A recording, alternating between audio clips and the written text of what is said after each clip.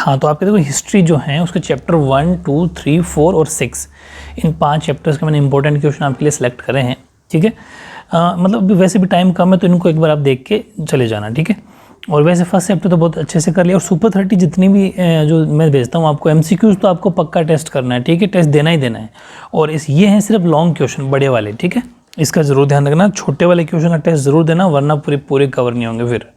First question है क्षेत्रीय निरंतरता मॉडल या प्रतिस्थापन मॉडल, जो आपने पढ़ा था ना आधुनिक मानव के लिए, मॉडर्न ह्यूमन बींग्स के लिए, रीजनल कॉन्टिन्यूटी मॉडल और रिप्लेसमेंट मॉडल, इस दोनों को बहुत अच्छे से पढ़ के जाना, काफ़ी इंपॉर्टेंट क्वेश्चन है। और सेकंड है ऑस्ट्रेलोपिथिकस तथा होमो, इनके बीच में क्या अंतर है। ठीक है, ये भी very important, difference between Australopithecus and Homo.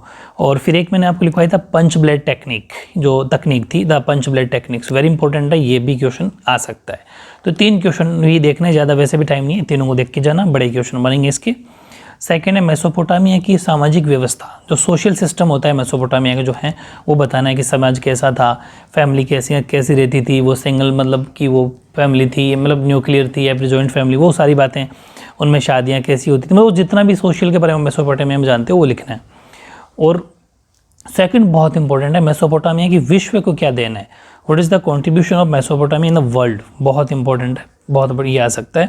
और तीसरा भी बहुत इंपॉर्टेंट है, मेसोपोटामिया में लेखन कला का जो डेवलपमेंट हुआ था, development of writing art in Mesopotamia, वो भी बहुत खास है, इसको भी आपको देख के जाना है। अब देखो चैप्टर 3, प्रिंसिपेट में सेनेट तथा सम्राट की स्थिति कैसी थी।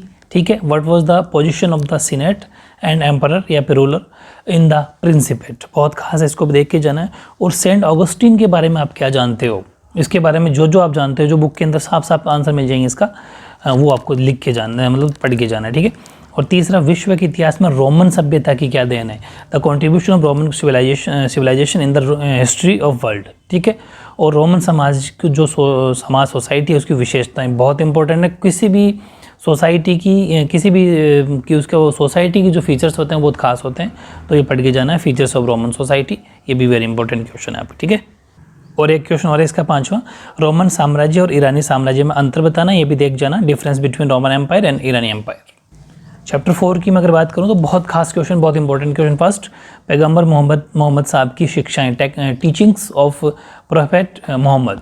ठीक है, और सेकंड, मध्यकालीन इस्लामिक राज्य में साहित्य व वास्तुकला के क्षेत्र में जो प्रोग्रेस हुई है उसका आपको वर्णन करना है। ठीक है, describe the progress made in the field of literature and architect in the medieval Islamic state. Abbasi क्रांति, अब्बासी रिवोल्यूशन के बारे में आप क्या जानते हो, और उल्मा कौन थे, व्हाट वर द उल्मा। और कुरान शरीफ के बारे में आप जो जानते हो कुरान शरीफ के बारे में, वो पूरा पढ़ के जाना है, उसके ऊपर भी आपसे पूछा जा सकता है। ठीक है, तो बहुत टॉप लेवल के इसमें 5 क्वेश्चन मैंने सेलेक्ट किए।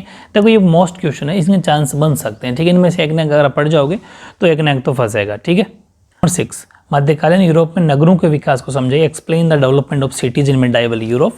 और सेकंड क्वेश्चन है मैनर की जागीर के बारे में बताइए, टेल अबाउट मैनर की जागीर। ये बस ज़्यादा नहीं देखना, बहुत बड़ा चैप्टर है, इसलिए 2 क्वेश्चन देख जाओगे तो पूरे, मतलब तो इस तरीके से ये चांस बनते हैं, इन क्वेश्चन अच्छे से देख जाना।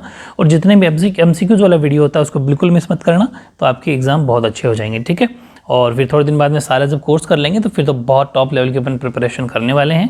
आपको बस मुझे ऐसा कहूँ वैसा आपको कंटिन्यू काम करते रहना। ठीक है, तो आपके एग्ज़ाम बहुत अच्छे हों, इसके लिए आप सभी को ऑल द बेस्ट। ओके।